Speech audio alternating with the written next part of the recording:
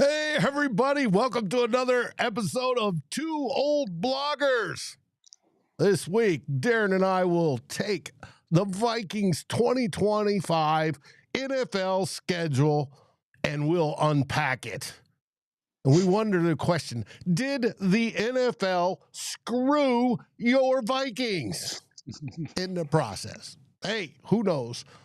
We'll have that, the 2-week straight European vacation all the way down to the end when we close against the Green Bay Packers. This schedule will be a trial by fire for J.J. McCarthy. How will he handle it? Will he shine or will he not? It's a good question. Plus the latest buzz that's happening in Vikingsland over the last week. And then we're including the young Caleb Williams of Painted Nail fame wanting to come to Minnesota. So stick around for some hot takes, some analysis, and a deep dive into what the season holds for the purple and gold from your two old bloggers next. Let's rock!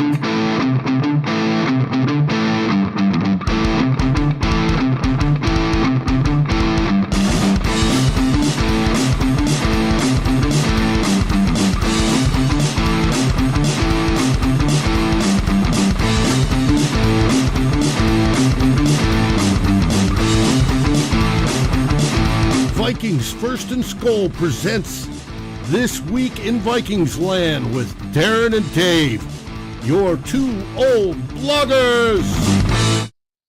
Hey, everybody, I want to welcome Jeff and Peter and Chuck and Freddie. And, of course, the doc is in tonight. Isn't it wonderful? As you can see, I'm in a new location. We finally got the movers to show up late yesterday afternoon, and I'm still not completely set up. When I put out the message, still looking for my mic, I had not set it up yet. So I got a ways to go, but once the studio is complete, you all will get a tour. So I want to welcome everybody here. It's great. Now, Darren, why didn't we have a show yesterday? Because you were moving. That's right. Yeah, no, we're a day late and on a little bit later than we normally would. So apologize to that, but I'm very happy and thanks to everybody who has joined in and will join in throughout the next hour as we talk about the Vikings. But I've also been on the move, just down for it's a holiday weekend here, a week before you have Memorial Day in the U.S. Mm-hmm.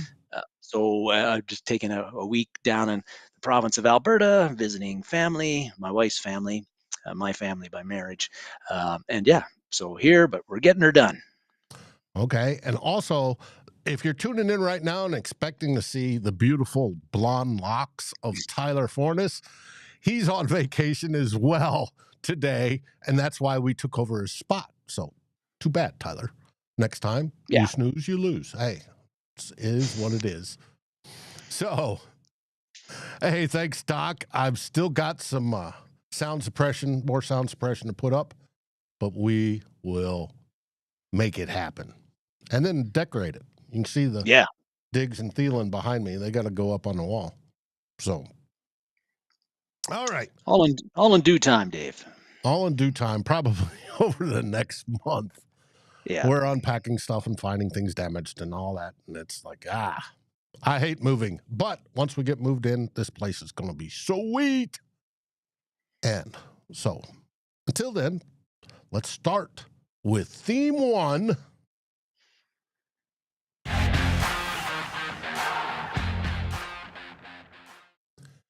Did the NFL screw the Vikings with its schedule making this year?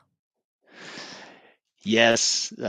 Everybody we've already had a few comments about that, but on Thursday, right? The Vikings or the NFL revealed its schedule for all 32 teams in the NFL. Now, we knew through the previous 24 to 48 hours, the games for the Vikings have been coming out in dribs and drabs anyway, who they were playing and when they were playing. And again, we knew who the Vikings were playing back in January, but we didn't know when they'd be playing them or and at what times they'd be playing them. So That's this what schedule for makes the the schedule reveal so important. People, we look at who we're playing and go, okay, but yeah, where's it all line up? hmm That's a big deal. it And is we a big found out. deal. Where does it line up? Do you have a stretch of a lot of home games or away games where tough stretches, easy stretches? That all comes out in the wash when the NFL reveals the schedule in the middle of May, like it has been doing. But this schedule for the Vikings, and because it's been out a few days, we're going to be talking about things that other people have been as well, Dave. But this schedule does have a few quirks for the Vikings, again, the two straight games in Europe. The first time an NFL team has had to play two straight games in Europe, the Vikings get that honor. They also have a stretch just before their final last two games. Late in the season, they play 4 of 5 games away, visiting at a key point in the season. And they've also got 2 Thursday night games right now. Most NFL teams only play one Thursday night game, so that means 2 short weeks for the Vikings this year instead of the usual one. Of course, that also means they have 2 mini buys, if you want to look at it that way, as well this season instead of the one. So yeah, real some quirks there. The hot take would be, if you're a Vikings fan, would be that the NFL kind of screwed us with this schedule. It's also a very tough schedule. We knew it was tough, again, based on the opponents that we had back and knew how it was going to roll out back in January. But looking at this, it's going to be a trial by fire for JJ McCarthy, Dave. When you look at the winning percentage of those teams that the Vikings are facing in 2024, it was 557, which was fifth best in the NFL as far as winning percentage. That's who the Vikings are facing in 2025 as a schedule. And also, that with that, you're going to be facing teams that were JJ McCarthy in particular in his first year as a starter with the Vikings. He's going to be facing playoff teams week in and week out, basically. And he's going to be facing really good to very good quarterbacks week in and week out. Jaden Daniels, uh, Joe Burrow, Lamar Jackson, Jordan Love, Dak Prescott, if you consider him good. I do. Some people do not.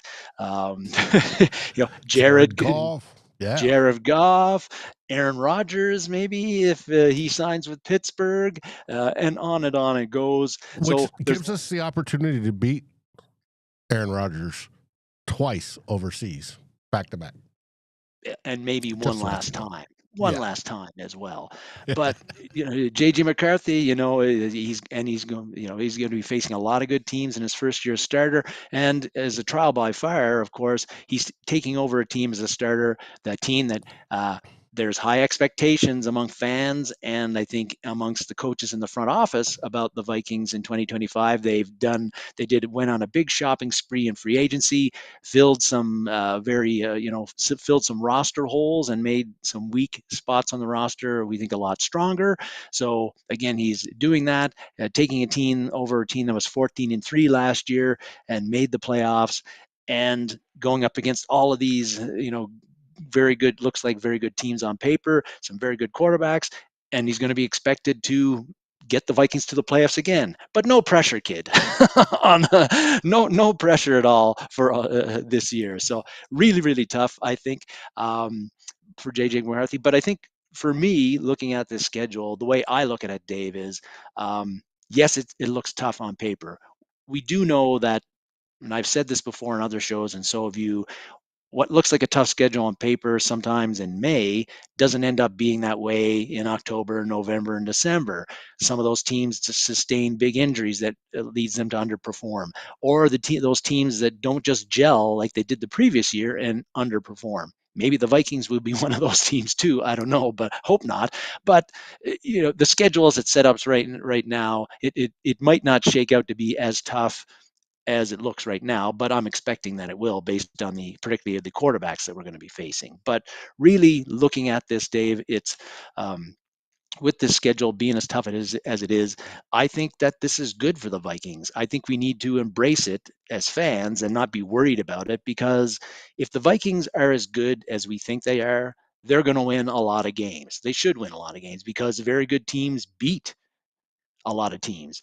They beat the bad teams convincingly, and they beat the good to very good teams. They just beat them. So if the Vikings do not perform in the schedule, if they lose more than they win, then maybe they weren't as good as we thought they were. But I don't see that happening. I think they're going to still have a strong year despite this, what looks like a very difficult schedule. And again, I think you got to embrace this if you're a Vikings fan. You're going to see a lot of great games. You're going to see a lot of great football. Hopefully, the Vikings will be playing great football. And I think this schedule also really, it's going to harden the Vikings for the playoffs, assuming that they make it. That they're going to be, again, facing teams that were in the playoffs last year, or they're going to be facing the Super Bowl champs from last year. They're going to be facing these tough teams week in and week out, and I think that's going to the games are going to should be tougher. The wins will be harder to come by, but if we do get them and we do get into the playoffs, I think it really sets us up to be playing playoff football, because we would have been playing playoff teams the whole year. We'll be ready to go. Whereas maybe at the end of last year, based on the way we played against Los Angeles, the Vikings weren't ready for prime time. They weren't ready to be an NFC champion or a Super Bowl champion. Contender. Yeah. Yeah, but this schedule, if you go through that and you finish 11-6 or 12-5 or 13-4, whatever it might be, and get into the playoffs and win a divisional title, the Vikings will have really earned it, and I think they will be ready. Uh, they'll be in a much better. They'll be much more competitive in the playoffs and be a much bigger factor and ready to be much bigger factor than they were last year. I agree. It's going to be interesting. Let's start with the Bears on Monday night. We have everybody. The Bears are picked for 8.5 wins, and we're picked for 8.5 wins, and I think it's 8.7 each. But everybody seems to think that the Bears, they're favored, not by much, but they're favored. I think it's favored by 1.5 right now in Soldier Field, but they think the Bears are going to take that next step. They got Ben Johnson, the great offensive mind, is going to come to Chicago, and he's going to install his style of game. They drafted another tight end, right? And yes, they improved their offensive line, theoretically. And everything's going to be roses in Chicago. Well, we're going to find out, because J.J. McCarthy, Chicago is where he was born and grew up, is coming back to his hometown. And it's going to be in front of all the lights. Monday Night Football to end week 1 of Battle of the Division rivals, right? And it's all going to get pumped up. So we're going to see, when I said he's got a trial by fire, it starts week 1, in my opinion. Now, do I think the Vikings should go in there and manhandle the Bears? Absolutely, I do. I want to see Caleb Williams in the fetal position by halftime, because we got Hargrave and Allen now on the interior of the defensive line. I want Brian Flores to send blitzes and all sorts of coverage packages that Caleb Williams has never seen before. I want Caleb Williams to be looking at the ground like he has a tendency to do, rather than keeping his head looking downfield, to look for ways to escape the pass rush, which will be nullified. That's what I'm hoping for in week 1, and to come out victorious.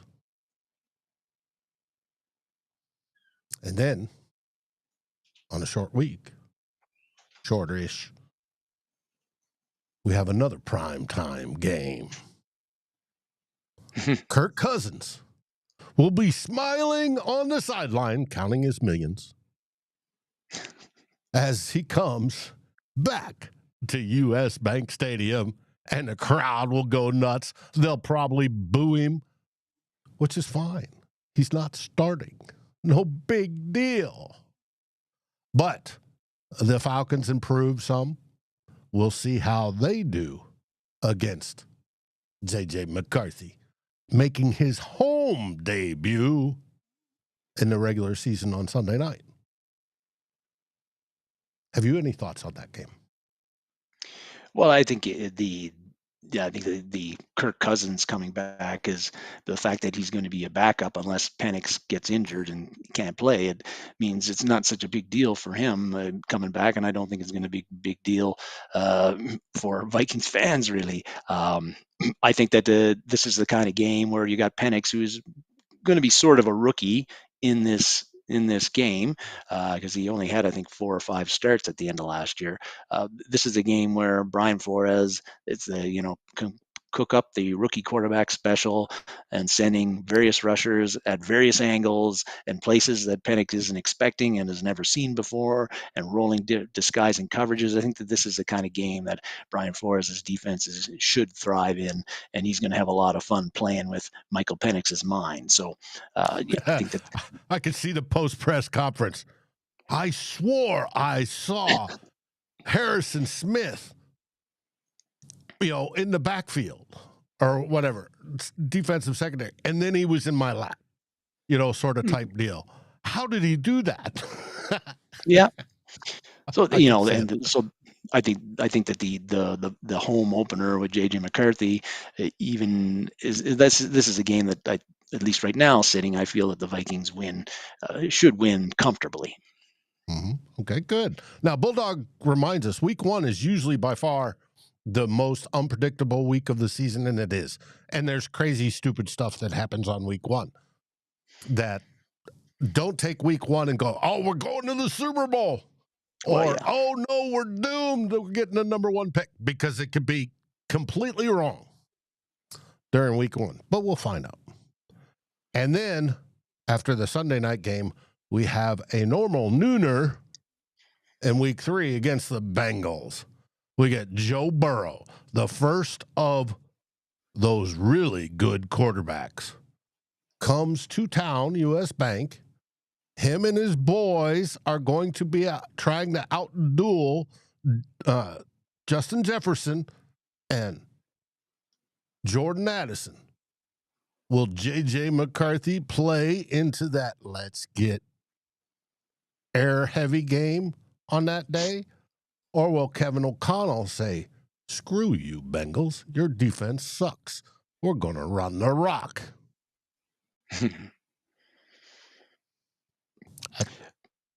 I think this one is a big challenge.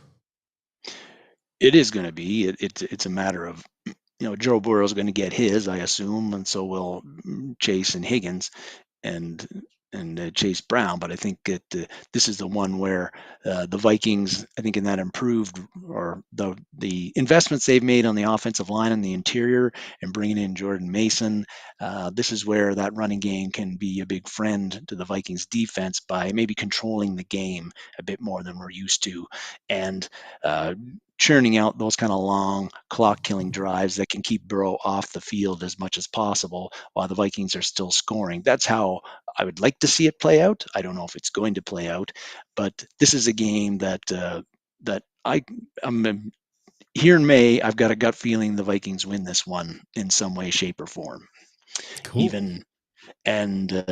But Burrow is going to he's likely going to have a pretty good day. He usually does most of the time that he plays. He's one of those quarterbacks who you very rarely shut him down completely. You just got to hope he's that very, very good. Mm-hmm. Yeah, you just got to hope that he doesn't throw for 500 yards and 6 touchdowns on you. You can't stop him at all. Well, and we hope afterwards he comes over and hugs Kevin O'Connell and goes, I'm going to play for you someday. Yeah. Type of deal. But we'll get to that subject here in the second theme. Next, we start our European vacation. And I think of National Lampoon on this. And hopefully it's not a comedy like that was. But we start off with the Vikings going to Dublin, Ireland. It's the first time a game has been played in Ireland. to take on the Pittsburgh Steelers. And as I've talked many times, there's going to be tons of storylines going into this game, both historical and game related. So we'll get to those stories as we get closer to the game. But do you think the Steelers can mount a decent enough defense, especially being outside of their stadium at Three Rivers or whatever they're calling it? We always learned it as Heinz Field, but it's not that. It's Eckersure or something like that right now. And can the Steelers, with who's ever playing quarterback, whether it's Aaron Rodgers or the other kid they have, give us a tough time? I find that first thing, I much prefer playing the Steelers in Dublin than I would be playing them in Pittsburgh, where we haven't won since 1995, when I think Robert Smith lost his one of his cleats and was running for a 60-yard touchdown with with a sock on. Good callback. But this game, I think we should be, again, the Vikings, I think, should win this one, particularly if Mason Rudolph is the starting quarterback for the Steelers. Then, yeah, we should win that one. If Aaron Rodgers is the starter, depending on which Rodgers you get that day, that becomes a little bit different. But I still feel that this is a game that the Vikings should win. Looking at it right now, not knowing how the injury report's going to all shape out when they actually play back on September 28th. But the Vikings are the better team here. Yes, Pittsburgh has, as with TJ Watt and Hayward, have some guys who can play pretty well. But the Vikings, again, have invested in the offensive line, have invested in a deeper running attack. And I think that the better overall team, with an improved offensive line and improved interior defensive line, which should make for better defense, that this is a game, even with Aaron Rodgers there, that we should win, particularly when you're playing not on the road, but both teams are playing on the road. You don't have to deal with the Pittsburgh fans, the noise, the crappy turf. That's usually the case at Eckersure Field or whatever it's called. Might be crappy. I don't know in if it's Dublin, grass or if they're doing turf on it. It's probably grass because I'm assuming it's a soccer stadium. But we'll find out as we get closer to that game. It's going to be interesting. Now, playing overseas, the Steelers have a dismal record. They've only won like 1 or 2 games ever. They tend to lose, and they lost last time we played them over in London. And of course, we all know our overseas record, knock on wood, will remain undefeated. Yes, well, let's not bring that up too much, Dave. I said knock on wood. I got us covered. And then from there, we travel to London to take on the Cleveland Browns. And whoever's playing quarterback there. Yeah. This is a good question. You know, my Steeler friends always say, if it's Brown, flush it down. It's going to be interesting. Now, there it's at Tottenham Spur Stadium. There, Tottenham Spur exchanges the grass for turf for the NFL game, so it should be fine. And that stadium was designed with an NFL team in mind. At the times we were thinking it was the Jaguars was going to go over there. But it is, how do you think it's going to go the second week? 2 separate countries. However, the distance between Ireland and London, Dublin and London, is shorter than Minneapolis to Chicago, I believe. How do you think it's going to go? That one, I'd be very disappointed the Vikings don't come out of that one with a win. Again, the quarterback situation with Cleveland is not ideal. I'm having an assumption here that JJ McCarthy will be at least competent as a quarterback by this time, and hopefully better than that. But again, Vikings offense being what it is, the Browns offense being what it is, I feel that this is one that the Vikings should win. I don't want to downplay Cleveland's defense. They have Myles Garrett. They have some pretty strong cornerbacks, Denzel Ward, Craig Newsome. They do have a defense that can give you trouble and have given teams trouble the past 2 years. Jim Schwartz is a very aggressive blitz, send a lot of pressure at you. He's going to send a lot of pressure at J.J. McCarthy. You see how J.J. McCarthy handles it. But I feel that this is a game that the Vikings should win and will win. And I'd be disappointed if they don't, and I'm expecting it's like a 10-point win at least. Okay, that's good. Now, Sean brings up the Vikings have always had a good plan to avoid jet lag, and they do. They've researched it. They want the guys sleeping as they fly over the pond, and they'll have been there a week, so they're not going to mess with their timing. Both Ireland and London, if I remember correctly, are in the same time zone.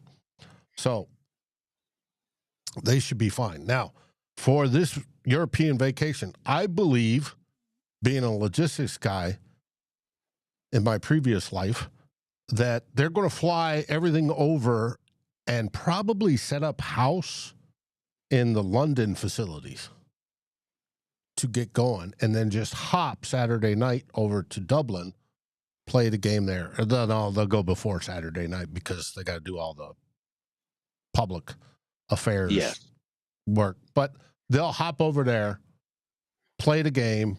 After the game, hop back over to London. And then they'll sit there all week and eat fish and chips and see the sights and see Big Ben and Tower Bridge and the fun stuff.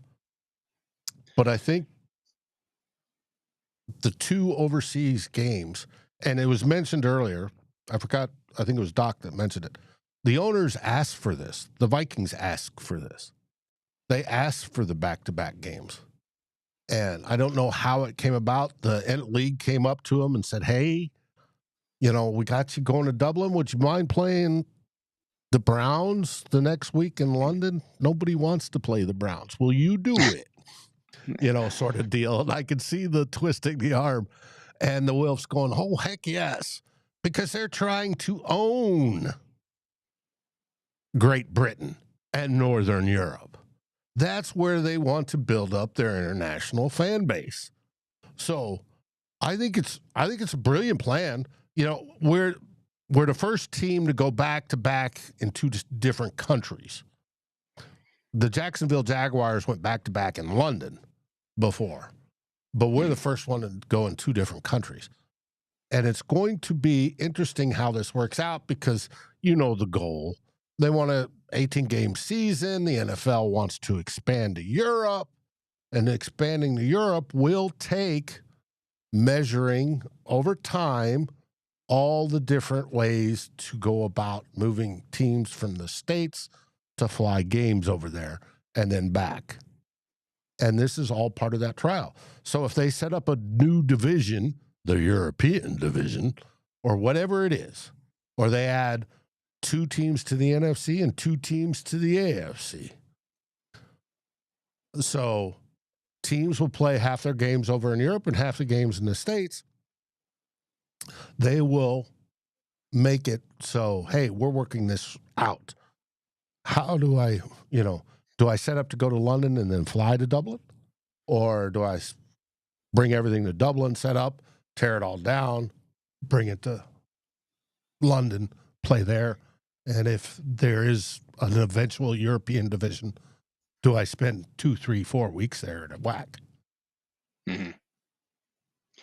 The Vikings have, the Vikings have, this would be the third year in the past 4 that the Vikings have played overseas under Kevin O'Connell. So Kevin O'Connell and the Vikings organization, I think, has this travel thing down pretty good. They know how to do it. They know how to do it successfully, and they know how to do it in a way that is it has the least impact on the performance of the team. They've gone 2-0 in their previous 2 games. So I like the Vikings' ability to adapt to this much better than the Steelers and the Browns, especially when you've had a week to already get used to the time change, the climate change, the the food, all the hustle and bustle, and the Food is off. lacking, but Yeah, okay. yeah, but and of course the Vikings being how they were, they're going to try as best they can to bring the American food in that the players are used to and enjoy, so they don't have to eat kippers or what all day and Fish and chips and get too many biscuits and biscuits yes. and tea and all that sort of stuff. Yes, it could be. Uh, but I think it's going to be fun. And then they will fly back, and we have the bye. Well, the bye is an automatic win. So what are we? We're sitting so far. We've had 5 games. I don't think you've seen a loss yet. I haven't, but I think this is a stretch there, those first 5, where the Vikings can come out of that 4-1. Realistically, when you're looking at it, they can come out of that 4-1, going into the bye, which would be a great spot for them to be. And yes, people talked about week one's always a bit of a crapshoot. You don't know what team you're going to get on your side, and also the opponent. So the Bears are expected to be better. But I think that you're looking at that slate of games. I think we've got the Vikings going 5-0 there. But I think with the Bengals game being the one that would be the upset Mm-hmm. win for the Vikings, if you want to call it that. Certainly 4-1 is doable. I think even 5-0 is doable with that stretch. Oh, Vegas probably doesn't think so, but I'm No, with you, buddy. I am with you. Sean brings up the fact that with 2 solid running backs and the threat of TJ Hawkinson being fully healthy, if Jordan Addison's trial ever goes and he gets punished for whatever, and then the NFL comes out, we'll need those starting games to get everything going, and I think that's a good thing. All right, after the bye, we're going to need this bye because always for me, flying west was harder than flying east. mm-hmm. And they fly west home. They've got the bye all week. We have Sunday noon game in week 7 against the Super Bowl champions, Philadelphia Eagles. Now, it's been said, Super Bowl winners and runner-ups, for that matter, all tend to have hangovers the next year, or seem to, quite frequently. And the Eagles, the last time they won the Super Bowl prior to this last year, they did. They had a huge hangover the following year. Are we getting the Eagles at their top? And I saw Nick Sirianni just signed an extension today. Or are they going to be still suffering from some sort of hangover? We don't know, Dave, how that's going to work out. I think that you're not going to see a Super Bowl hangover, a big one from the Eagles, because that roster is just too good, I think, to suffer that. And they didn't lose very much this offseason. Mekhi Becton might be the most notable loss they've had on their roster. Otherwise, they've been able to keep a lot of the guys. And then they picked up their first round draft pick. I think it was Jahad Campbell from Alabama. Went a lot later than expected, and so the Eagles seem to make off well in the draft as usual. But this is one of those games where I can't remember the last time when the Vikings beat the Eagles during the regular season, and this is not based on anything at all, but I feel that the Vikings at home, they're just due to beat the Eagles. And that's why I feel like they're going to beat the Eagles that week after coming off the bye, and hopefully building on the momentum of a 4-1 or 5-0 start. I know I'm starting to sound like a terrible Vikings homer here, but hey, can't help it. Hey, this is the only home October game in the whole month. We're Yeah. on the road for literally the whole month. So it is, I hope we do too. But then here's where the schedulers also screwed us. Short week to LA to play the Los Angeles Chargers. And are the Bolts going to give us problems?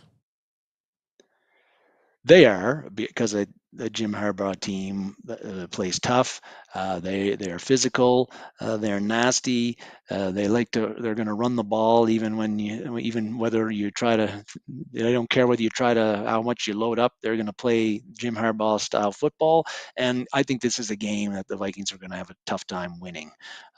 Even though I think we have a better roster, but I think coming off of the Eagles game, which will be a tough physical game too, and then you got to fly out to the West Coast on a short week. I don't think this one's going to go that well for the Vikings. Okay. I think you have the Padawan and JJ McCarthy is going to want to show off for his Obi-Wan, and he's going to ball out. But it's going to be a tough game. And then afterwards, we're going to see hugs and kisses and sloppy, messes afterwards when Jim Harbaugh sits there and goes, "Oh, I wish I had traded for you." But we'll find out. Then we have the only game where we seem Warren Sharp looked at rest times and who's in the plus and who's in the minuses. And the Vikings are about roughly middle of the pack. They got a minus 3 days. But we're going to the Lions. And the Lions have the most in the league this year. It's like plus 16, I think it is, or 19 or something like that. And how they measure that is if, you play Sunday to Sunday, that's a 0. But if you play the next Thursday, you've gotten that shortened down by 3 days, so it's minus 3. If you play Monday, it's plus 1, and so on and so forth. And the Lions have the most rest days of any team in the league this season. Like I said, we're about middle of the road, maybe bottom 2/3 on ours. But this next game, we go from Chargers on Thursday night, and we have our, quote, mini bye to play the Lions on Sunday at noon in their place at Ford Field. Do you think Kevin O'Connell will be ready for that one? I think he will be. I think the Vikings will be too. We've lost 5 straight to the Lions, and I don't think that that's going to continue. So I'm thinking that the Vikings, at this point, they've played some tough games. I feel that they'll have won a lot of those tough games, and they're going to be ready to go into Detroit and win that one as well, and beat the Lions for the first time in 6 contests. And how is Detroit going to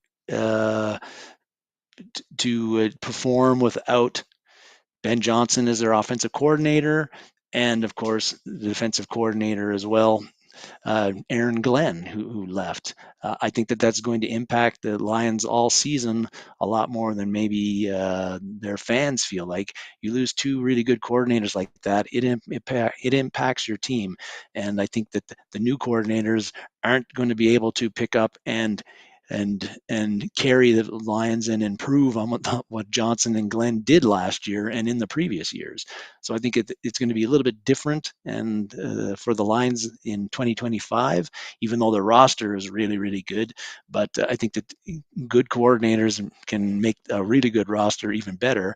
We saw that last year with the Lions, with the job Glenn did with a very injured defensive team at the end of the year and still getting a lot out of them. He's not there anymore, and Johnson's just he's given Brian Flores and the Vikings fits the whole time. He's been an offensive coordinator in Detroit, and he's not there anymore either. And I don't think his replacement is going to be able to replicate what Johnson did.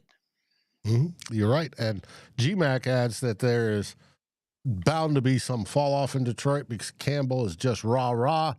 And the guys he brought up, even though they were to replace the two coordinators that left, are interior guys from within the staff, that he thinks there's bound to be regression. And I fully agree with that.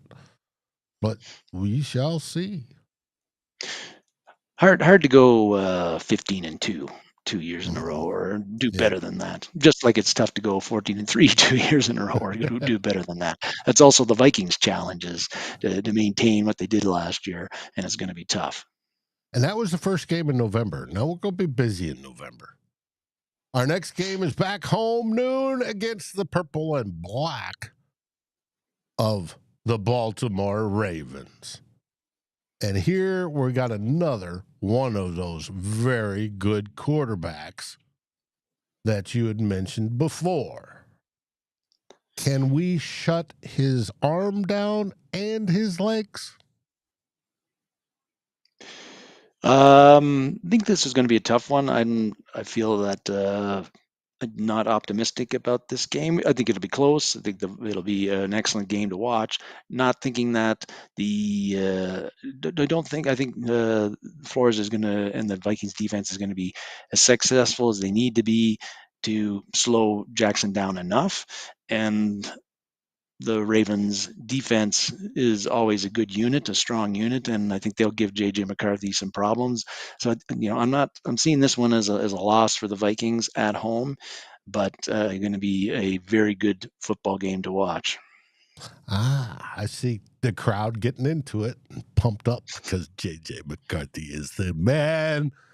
And we'll see, but it's going to be interesting. And then the following week at noon, we close out against the Chicago Bears. They're already talking about their top 10 pick because they have failed to progress. That's at least the storyline I'm hoping for. We'll find out. And of course, their young quarterback is endearing himself to Kevin O'Connell during the whole game. But we'll get to that in theme 2. Now, then we come for a back-to-back division game. This time we travel up on the 23rd of November. This will probably be about the coldest game we have, to Green Bay to take on the Cheeseheads. How do you see that going? We swept the Packers last year, which is a rare thing for the Vikings to do. They don't do it a lot or haven't done a lot in the past decade and a half or 2 decades. We've won 2 in a row at Lambeau, which is not proven as a tough a place to play as it used to be. But late in the season in Lambeau, in November, kind of potentially cold weather game in Lambeau, having beaten the Packers twice there, 2 times in a row, I'm feeling that this one's not going to go the Vikings' way. We'll find out. It's not going to be frigid. It's not going to be 15 below. Yes. But it could be cold. And we're well within snowing season up there.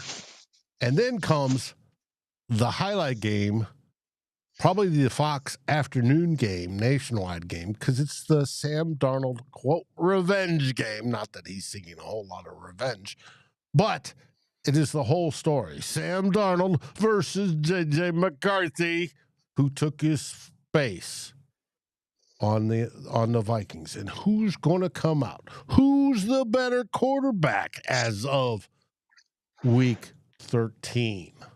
It's going to be the storylines. Hopefully it's JJ McCarthy. Hopefully, believe it or not, I'm hoping for both teams to be up there with about a 10-2 record at this point.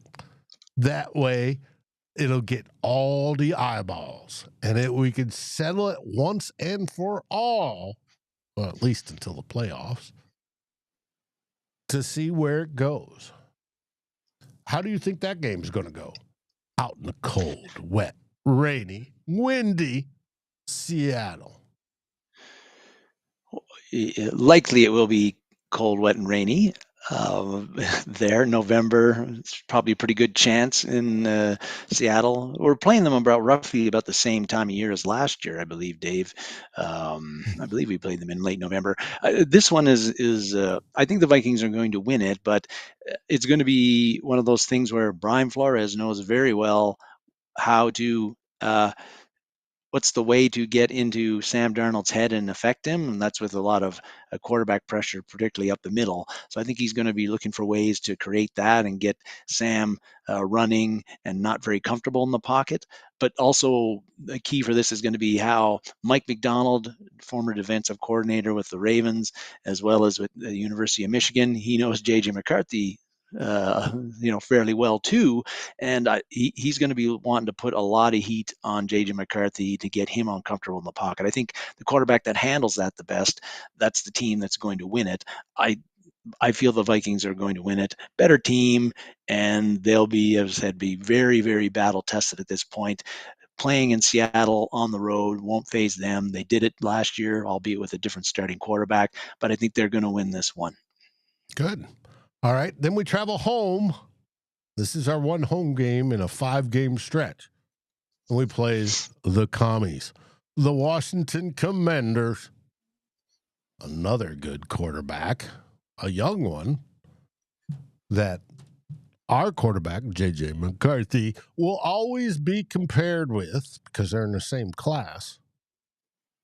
Do you think the Vikings, high on another victory, are going to beat the Washington Commanders in U.S. Bank Stadium with the crowd chanting SKOL? It's going to be it'll be interesting this year to see how the league adjusts to Jaden Daniels and what he did last year, and how Cliff Kingsbury ran that offense. Can he have as successful as he was last year as a rookie? Can he build on that and be even better? It seems hard to even think that he could because he was so good last year. But he presents a lot of challenges for the Vikings defense. He will, assuming that he's in that game. I feel that the league will have figured him out a little bit better than they did as a rookie, and things aren't going to go as smoothly for him as they did last year. Don't know how they're going to do that because he was played out of his mind. But this is a game I feel that the Vikings again will win. And how they're going to do that, I don't know. But it's going to be that Jaden Daniels is not as much a world beater in year 2 in the NFL as he was as a rookie. And that Brian Flores, with the new defensive chess pieces that he has in place, whether it's Hargrave, Allen, those kind of guys, that he's developed a defense that's not just top 5 in the league, but maybe one of the best in the league, and can stop a guy like Jaden Daniels and give him a lot of problems, create turnovers, and prevent them from scoring 40 plus points in this game. And I think that the Vikings offense will be able to move the ball quite well against the Washington defense, who had a good year last year, but weren't out of this world good. I like, how is Dan Quinn going to elevate their play after what he did in year 1 to year 2 as well? And you got to remember, Dan Quinn's new to their school, the team. He's a rookie head coach. Well, no, he isn't. He's been a head coach. He's not a rookie. No, Yeah, things went. He did a hell of a job with the Commies last year. Yeah. But again, is there some regression happening there, and teams adjusting to what the Commies did offensively and defensively that can take away some of the things that they did well and were so successful at? It's going to be a little bit tougher because Daniels can do so much as a passer and as a scrambler, but. I think that the league is, as it did with Lamar Jackson, it comes up with ways to defend them, and some teams are more successful at it than others. Yes. And then we hit the road again, this time Sunday night against the Dallas Cowboys. They have a new Schottenheimer running the show. Do you think Jerry Jones is pulling his hair out by this time of the season? I don't know if he is, but he will be after this game, which I think the Vikings are going to win. Not that Dallas has some parts of the rosters that are strong, but the offensive line isn't what it used to be, and there's I think that defensively Micah Parsons is a problem for everybody, but I think they've got some issues on the back end in the secondary. I don't know, like, is Trevon Diggs, is he even going to be back to play at that time? Because he's had a lot of injury issues the past couple of years. So I think that they're a team that they can score some points, but they give up a lot too. And I feel that the Vikings they can go on the road and handle this one and win this one. Okay, and then the following week, we travel to the Giants, the New York Giants, played in Meadowlands Stadium. It is probably the biggest trap of the season because the Giants aren't expected to be any good. And it's so late in the season, and we're sitting there riding high, 12-2 at this point. We're talking about securing the division, and we travel to New York. Do you see any problems there, or is it too big of an unknown? Well, I think the Giants they've they've drafted some pretty promising talent the past couple of years, which will help them. But I don't know, their And we know quarterback that situation defensive line is stacked. But again, what kind of quarterback play are they going to get from the group that they have assembled there? I'm not very optimistic that they'll be that quarterback play is going to do very much for them. And I think by this time of the season, yeah, they could potentially upset a team that's looking past them, but it won't be the Vikings. I think the Vikings win this one, and they should win this one comfortably, just like they did in the season opener last year in Okay. New Jersey. Yep. I agree with you wholeheartedly. However, what was it? Their defensive tackle I would have loved to have. Sexy Dexy. But Yeah. hey, alas, we didn't. Now, and of course, John talks about Dart might be the quarterback when we play him. He probably will, but who knows? They got Russell Wilson now? We'll see. Then we head off to play, or back home again, to host the current, as in 2024, NFC North champions, Detroit Lions, on Christmas Day at noon. Did the NFL screw us over on this one? It's a Netflix game. Yeah, I feel like the Vikings are going to split with the Lions this year. The Lions have just such a strong roster. I think it's going to be very difficult for the Vikings to sweep them unless Jared Goff has some season-ending injury and isn't playing, which I don't anticipate with that kind of offensive line that they have in front of him. So I might get the order wrong because I had the Vikings winning at Ford Field on the road. At home, you'd think they'd have a little bit better chance. I think that this one they might lose after they're coming off a couple of pretty strong performances against That'd make for a the bad commies. Christmas gift for all of us Vikings fans. That's true, but overall, with how we've got the season going so far, we couldn't be too disappointed at this point. Okay. Now, if we do lose, I'll be drinking a lot of eggnog. Put it that way. Yeah. My Four Roses recipe will go to good use then. And then, of course, we close out the season at home against the dreaded team from the East. The border battle of border battles. Will Mr. Love, quarterbacking them, be good on an up, or will he be, why in the hell is he playing so poorly? And will this be for all the marbles of the NFC North? Or has the Minnesota Vikings already secured the North and hopefully the NFC number 1 seed and are resting players? Which one is it?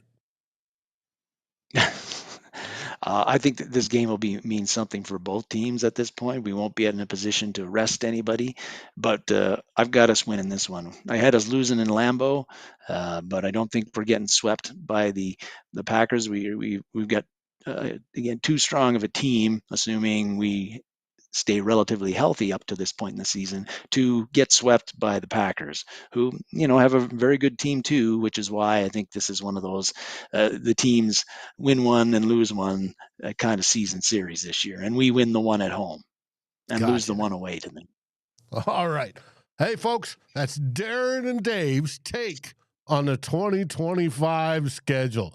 Take it to the bank or take it to Vegas. But mind you, do your own thinking on all of that.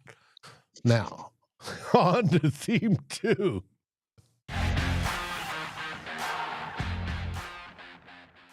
Now, for this one, I'm switching screens because that's all the graphics you get today. I have not had any time this weekend to generate any sort of graphic package, and I apologize for that. You'll get them back here hopefully next week, and next week's 2 Old Bloggers is going to be up in the air.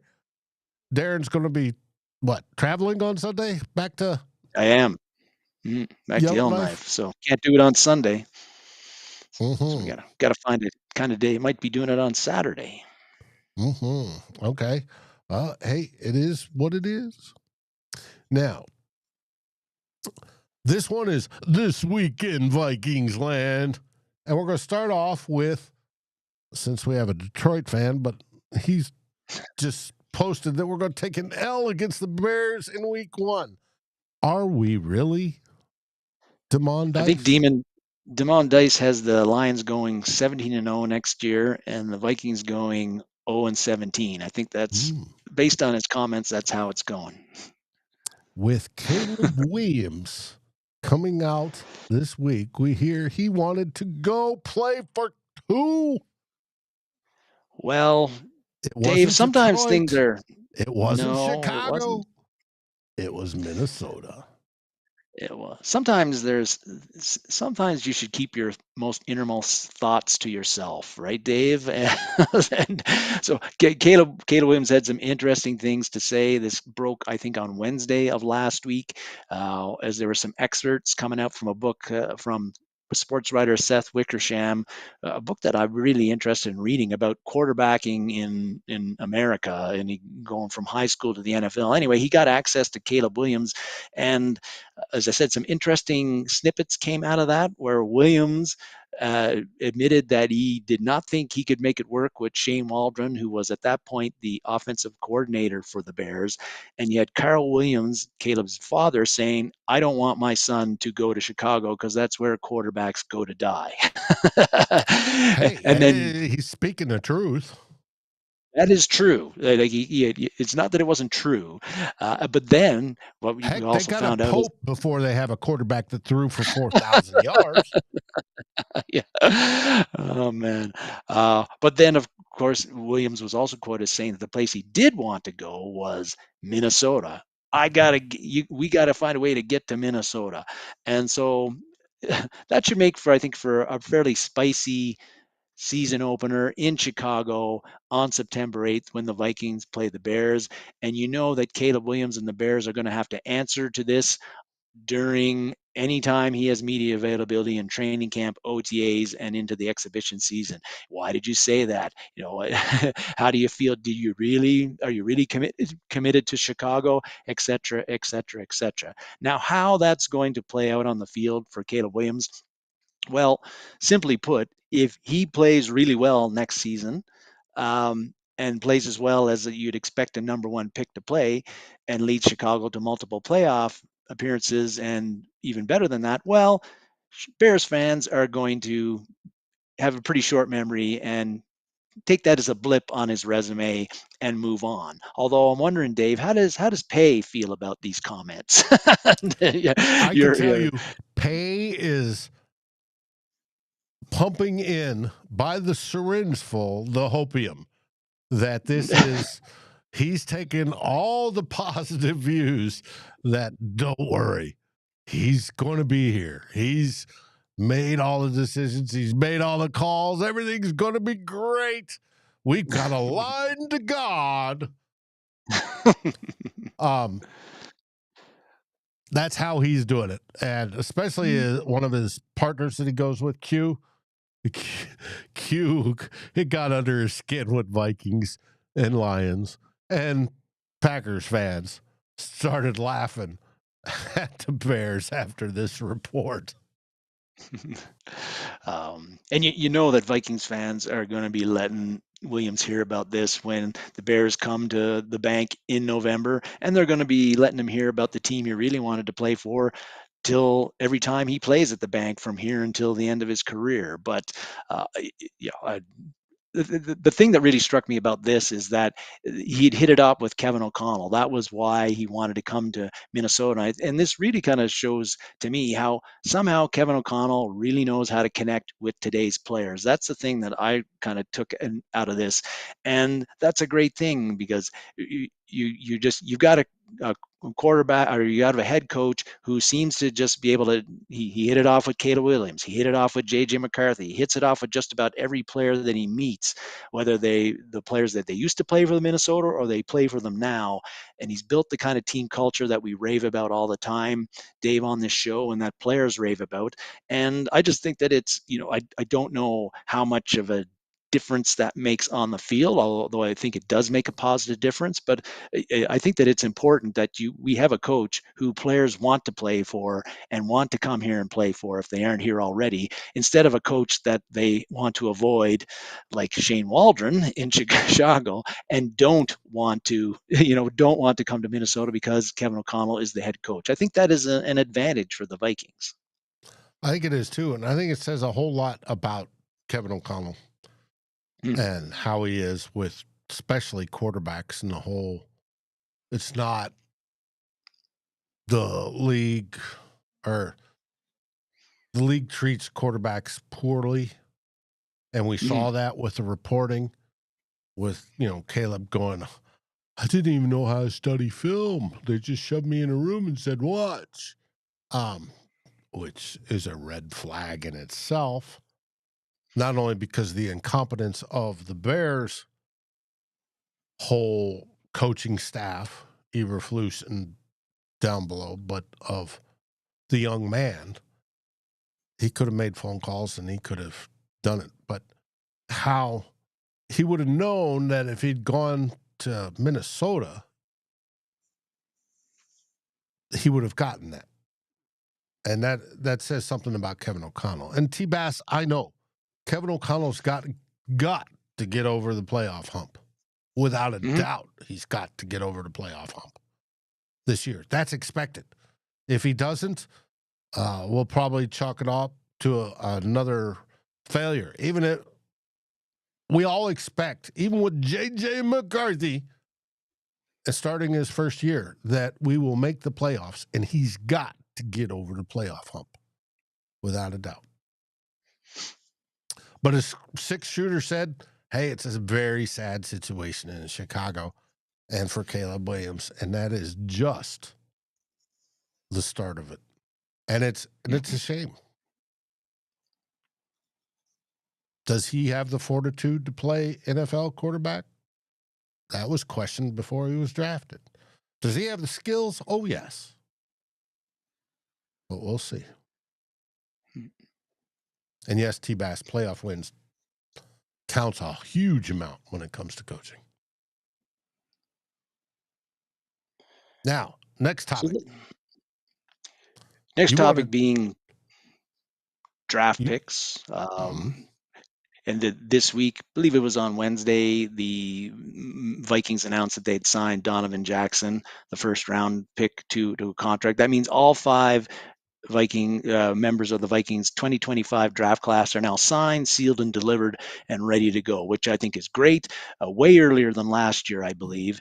And like, it was never any doubt that the Vikings would get these draftees signed before training camp started, because just about every NFL team does that now with the rookie wage scale. But still, I think to get this done in May it's one less thing that the organization front office has to worry about, one less thing that these young men have to worry about, because they've got to worry about moving to a new city, finding a place to live, and all of that comes with that, moving away from living on their own, more or less on their own, for the first time in a long time, even though they would have done it in college. But I think that's a much that's a pretty controlled atmosphere there compared to when you go out as a pro doing it.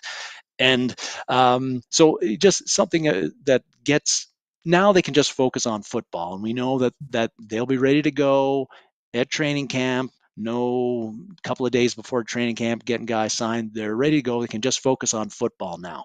Football, football, football, and that's what we want.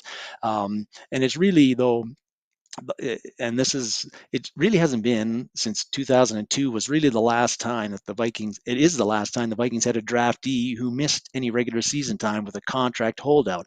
And that was old Brian McKinney, 7th overall pick in 2002. His holdout lasted 98 days.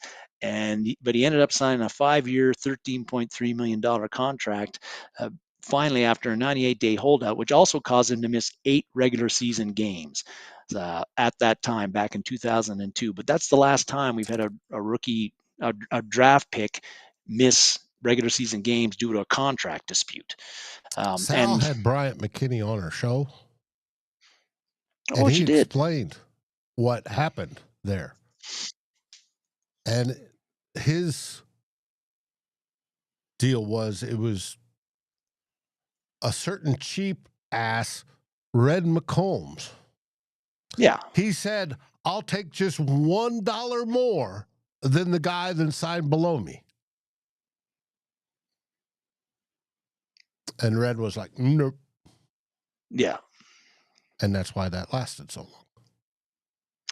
Yes. Now with the rookie wage scale, which came in 2011, you don't have that stuff happening anymore. And it sucks for the rookies because they don't get to make the big money on the front end anymore, at least the first rounders do. And of course, there's no guarantee that you're going in the NFL with the way your careers are so short that you're going to see a second contract that's more lucrative than the first. So that kind of sucks for the first rounders. But from a fan's perspective, it just creates a lot more certainty. We don't have to deal with any of the holdouts anymore, which used to be commonplace before the rookie wage scale was put into place. We don't deal with that anymore, and you've got 5 Viking draftees in the fold, ready to go. OTAs don't have to worry about their contracts. It's a good thing for them, good thing for the Vikings organization, and I'm glad they got it done as early as they did this year. I agree. And the only reason people hold out now is they're arguing over when guarantees are going to be paid. Is basically it. So, cool. But it is nice to have the whole class, including Donovan Jackson, which is the last one, and obviously the most important one because he's expected to start. Yes. Under contract. And this week, while we wait on the next series of OTAs, which I think start May 27th, and we'll actually see, 7-on-7s type of deals. They're going to be, hooking up, getting everything moved and, finding apartments or houses or however they're going to do it. They're going to be getting set up, whether they're living in the Omni or however they're doing it. It's this time period, this period after the rookie minicamp to now, to the 27th, that they've got to get everything squared away. And the Vikings have people that help them do that, which is great. That's one of the reasons they get such high grades on the Players Association report card. But having everybody on a contract makes it all the easier. Indeed it does. Now, to the next topic. And the final one for this week in Vikingsland. Yeah, speaking of minicamp. Yeah, well, the rookie minicamp, Vikings rookie minicamp, wrapped up last weekend, and we, out of that, which had the 5 draftees attended. You had the 20 man rookie undrafted class was there. He also had 20 guys who were part of rookie tryouts who attended, and 6 second-year players who didn't play a snap in the NFL last year who were able to attend the rookie minicamp. They were all there last year, 51 players in total. The Vikings still had a couple of spots on the 90-man roster to fill, and they did that. They signed 2 of the players that were in on the rookie tryout. They signed 2 of those. Now, last week we talked about this, and I said, player to keep an eye on, Tommy Hill, the cornerback from Nebraska, was projected to be drafted in the 5th or 6th round, didn't get drafted, didn't get signed as an undrafted rookie free agent. The Vikings signed him or got him to come in for a rookie tryout. Well, he didn't sign. But the 2 guys that they did was Matt Harmon, an outside linebacker from Kent State, and then Elijah Williams, who's a defensive lineman from Morgan State.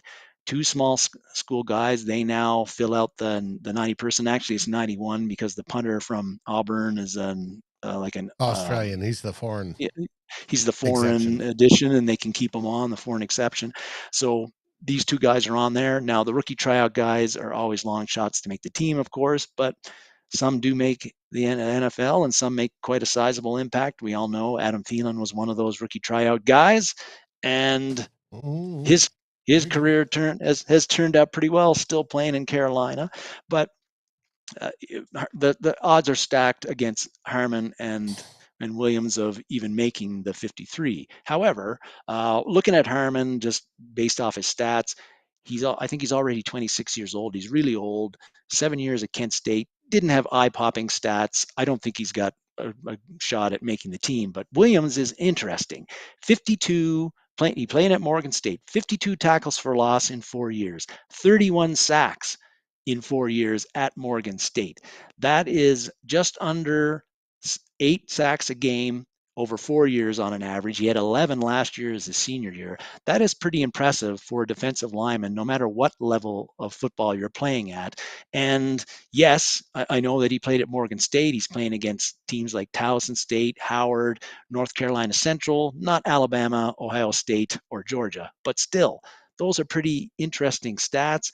He's listed at 6'2", 285, so a bit undersized for a 3'4" defensive lineman, but Jalen Redmond's listed at 6'3", 291. Similar sizes there, and Redmond came out of nowhere last year to end up basically being a starter on the defensive line last year. So Williams, I know the odds are stacked against him, but when you look at those stats, he was dominant player at the level of football he played.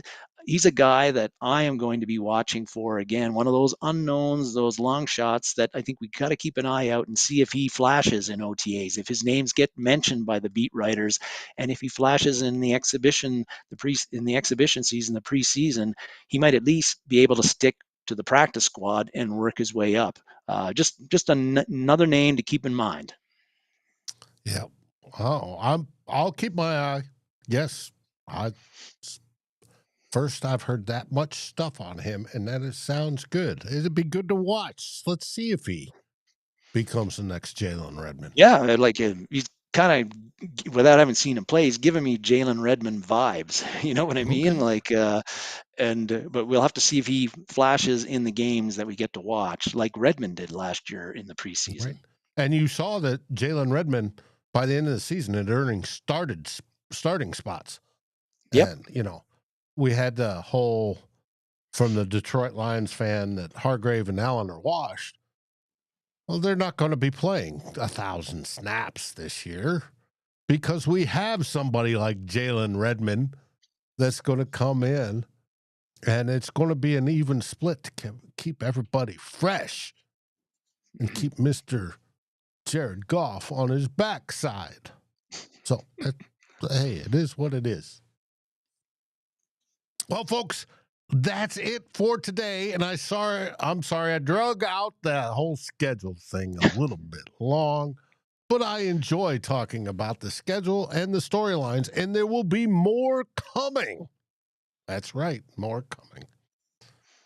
And if you haven't subscribed to FFSN, Fans First Sports Network, their NFL feed, I suggest you do so. Because guess who's making his debut? Actually, it'll be my second or third show. as an NFC correspondent here next week. That's right. Yours truly will go on with the Steelers guy, since we're in the off season, rather than all five of us. And we're going to be talking NFC and AFC football. And I will be there. It's one of those things I got roped into. It's like, Dave, guess what? You're voluntold. Come on, join us. But besides that, starting next week, Wednesday, we have the Real Forno Show with Tyler. He'll be back all sunned up and refreshed and ready to get going. Sal, unfortunately, is still taking some time to get over the Sam Darnold loss. She took it awful hard. She's having a hard time getting excited about the 2025 season. Maybe after watching us, Darren and I, talk about how the season is planned out. And hey, we might only lose 2-3 games. She'll get excited and join back, but she will be back. And then next week, keep an eye on Twitter and the page, the comments section, and over on Facebook. And I'll try to get, unlike this week, notification that we're switching times. But until then, we love everybody that joins us. Mm-hmm. And keep it purple, baby. Any last words there, Darren? None at all. Just thanks to everybody who stopped in and joined the conversation. Lots of great great comments on there as usual.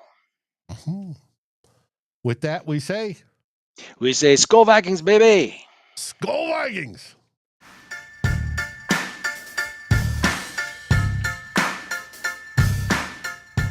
Like, subscribe, and ring the bell, and rate us on your favorite podcast aggregator. Darren and Dave, thank you for watching this episode of Two Old Bloggers. We look forward to seeing you on every show on the new Vikings First and SKOL. You can find our podcast as part of the Fans First Sports Network. Sports takes for the fan, from the fan. SKOL, everybody!